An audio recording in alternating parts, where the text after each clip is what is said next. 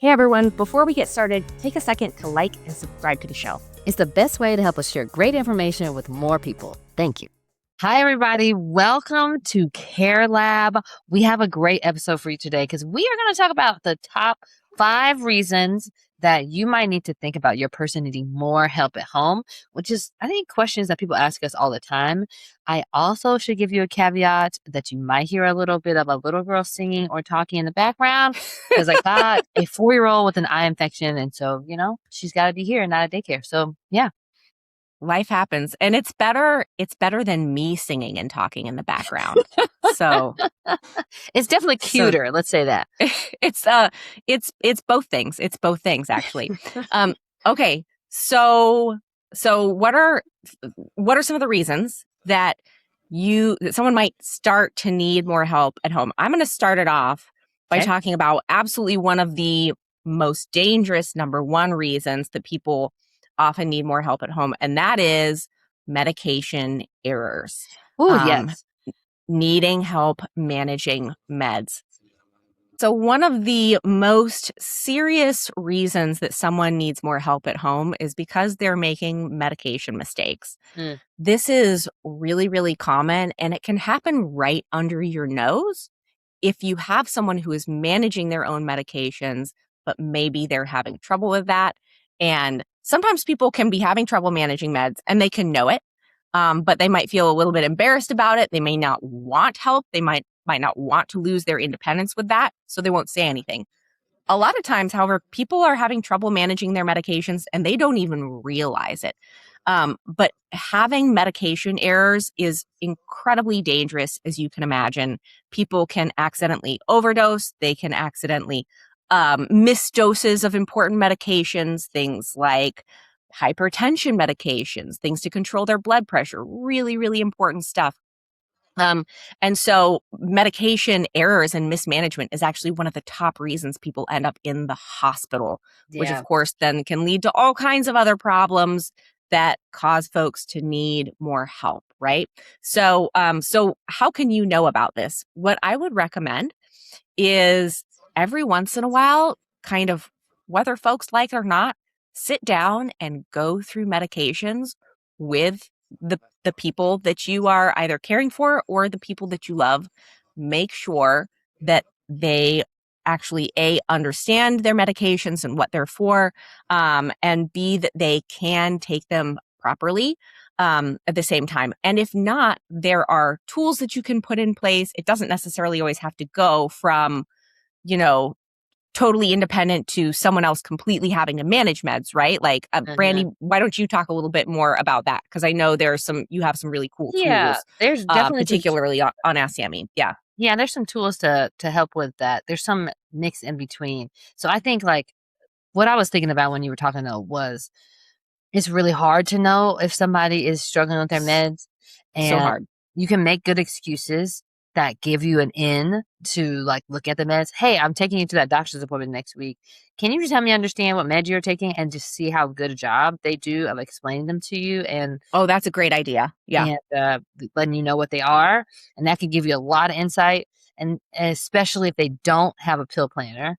And then if you are noticing that there's like some disorganization there, or I've been to some people's houses where they have kept all of their old meds. They're all in the same space as their new meds.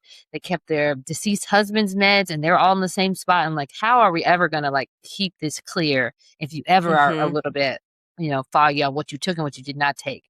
And so if you're noticing that, then the next step up from that would be like adding a pill planner. And so the first one that you think of is like one that is simple and has one per day, and you just open the things and you put the pills in. That can work fine. But you could, if they're not taking that consistently, if you use that and you notice today's Friday and Thursday and Wednesday's meds are still in there, then you might want an automatic pill dispenser, which is you're going to fill up once every 2 weeks-ish or so, and then set the timer and it will open and show only the pills that are supposed to be taken at that time that you have set. And it will not stop alarming until the pill dispenser is turned over, and hopefully those pills are in the person's hands. Now, if they don't actually put the pills in their mouth, that is not a thing that product can solve for you. But if it's just about remembering and staying organized, it could work really well. Yeah, I think that's a great point to bring up. Is there are so many like gradients of assist that can be provided with medication management. A lot of that also depends on whether or not people want to take their medications too, right? So, sometimes it's a memory issue. Sometimes sometimes meds are just really complicated. Like managing a bunch of medications can be very, very complex, and sometimes like anyone could need help double checking that. Like when my mom had a surgery and she came home with a bunch of meds, and I was setting up her pill box for her.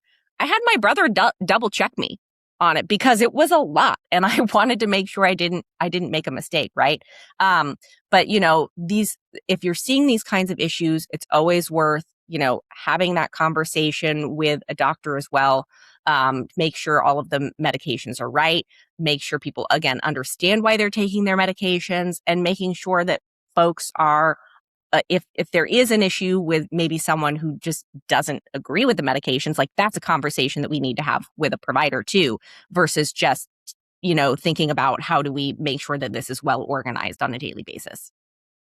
Yeah, that's totally true. And also you might need to reconsider like how we've talked about this so many different times, right? We could talk about this. Yeah. Polypharmacy. And so you should go back to some of our earlier episodes, especially with Dr. Reshma, who's a pharmacist, talks about some of that. And so just that process of going through those meds with them, you might realize that maybe we don't need multiple medications for blood pressure anymore. And talk to the doctor about it. And then one other thing I want to add is whether somebody has taken their medications for 30 years or not, does not mean that today they're doing a good job managing those meds. And in the case of your mom, for example, that's a really important case to like actually be on top of those meds because she wasn't taking all those meds before. So that's all new. And there's tons of other symptoms happening. So you don't know if like the medication is what's causing X symptom or it's because of the surgery. And so making sure we at least keep that constant and we're taking those correctly can help make sure that, everything is on the up and up. Yeah, for sure. Okay, so should we move on to number 2 for reasons that someone might need more help at home? Yes. And number 2 is not getting the right amount of nutrition.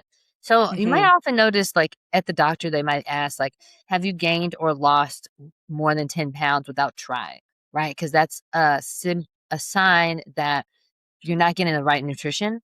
And that could be true for your person too, right? And so if they're losing weight or gaining a lot of weight, then we might need to reconsider how much help they're getting at home. And so there's a ton of reasons why people, most often it's like not eating enough or getting enough calories because our appetites change as we get older. Our taste buds change as we get older. And then also if you're limited on your mobility or you're short of breath, you just might not have the energy and effort to get up and actually make a real meal. And you're like snacking on crackers and stuff like that. And so that can be impacting your nutrition. So having some help there could make a big difference actually, I shouldn't say like that at all. Having help with nutrition makes a huge difference in what your health outcomes are. And so don't leave that to chance, I guess is what I'm saying. There are also so many things that go into nutrition. And we're going to talk a little bit more about some of those issues later in this episode. So I'll try to kind of stick, more directly to nutrition now. But another sign that someone might be having problems with nutrition is kind of go over there, look at their cabinets, look at their fridge. Is the fridge empty? Are the cabinets bare? Or on the other hand, is there a lot of food in there, but that it's spoiled? Like, folks aren't eating. There can be lots of reasons that people aren't getting nutrition. Sometimes it's because they don't have access to the food or they have trouble going to get it. It can be because they are forgetting to eat. Sometimes people have loss of appetite for a variety of reasons, right? But kind of keeping an eye on these signs that someone might be having a problem with nutrition, again, to Brandy's point, is so important because our bodies cannot run without appropriate nutrition, right? We need air, we need water, we need nutrition. These are the most basic things that we must have. And so if we don't have good nutrition, it's going to have a huge impact on every other quality of life and healthcare outcome that you can think of. So looking for those signs can be a really good thing to watch out for. Yes, super well said. Okay, should we do one more before we leave the cliffhanger for them to come back to the next episode for the last two? Yeah, let's do one more. Okay, so I think the next one that we're going to talk about is hygiene. All right, so why can hygiene be a sign that that someone might be needing more help at home? Well, it's because if people all of a sudden have a change in their hygiene, it probably indicates that they're having a change in their ability to complete their basic activities of daily living. These are things like bathing, using the restroom, getting dressed, brushing their teeth, all of that basic stuff.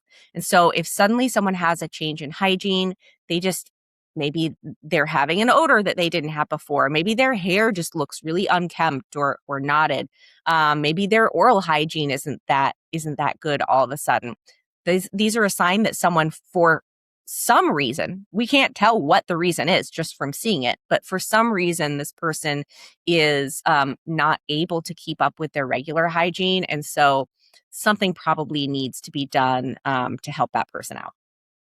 And the other thing I would just add is like it might not be suddenly. It might be small True. things over time. And that if Facts. Okay. you Yeah. then flashback a month or two or whatever ago and think about how they were then and how you're seeing them now and like refresh yourself to be like, oh, wait a minute. This is she would always have her lipstick on, or they would always be dressed at this time in the morning, or I smell an odor. We're saying all nice and clinical, but like if they stink, then it might not be because they don't care about it, but just that they can't actually get it done. Getting in the Mm-hmm. shower can be really challenging when your mobility has changed or if you're short of breath. And so people should Wiping. it out. Wiping after going to the bathroom becomes a really big issue for people, Yes. right? If we've gained weight or if we're having shoulder problems, we're having coordination problems. And so if we're not getting that done in a good way, or maybe we're having more incontinence or incontinence has started, right? And we're struggling with that.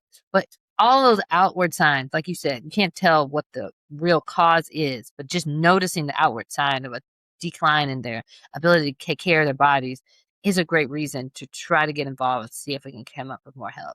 And I'm also just like a really big fan of not like of talking your way into more questions, if that makes sense. Mm-hmm. Like, And you're really good at that too.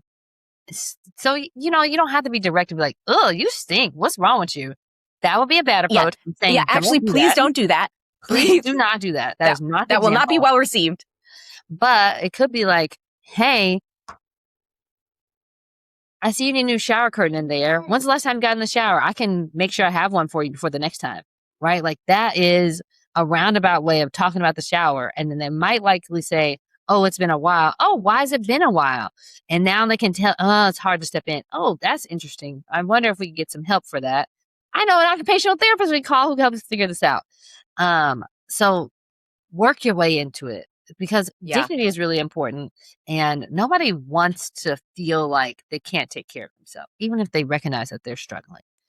That's right. Yeah, no, that's such a great point. It's embarrassing, right? So none of us likes to have things pointed out that we would feel embarrassed about. So whatever you can do to make it not about a personal issue with that person, but rather about understanding what the root cause of the problem is, or just understanding what their perception of the situation is, right? Like, because 100%. again, you may not be able to determine the root cause of the problem, but if you ask some questions, you can probably get a much better idea of what's going on.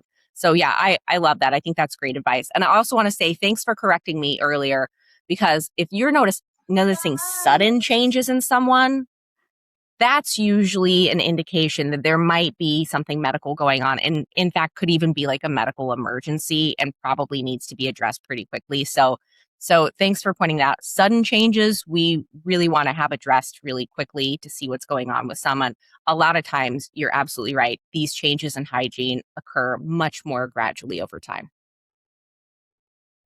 Okay, we're going to pause it there and we're going to let you come back so that you can hear the last two of our top 5 reasons people might need more help at home.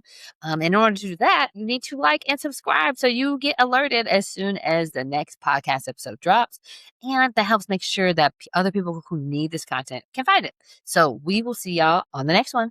Bye. Bye.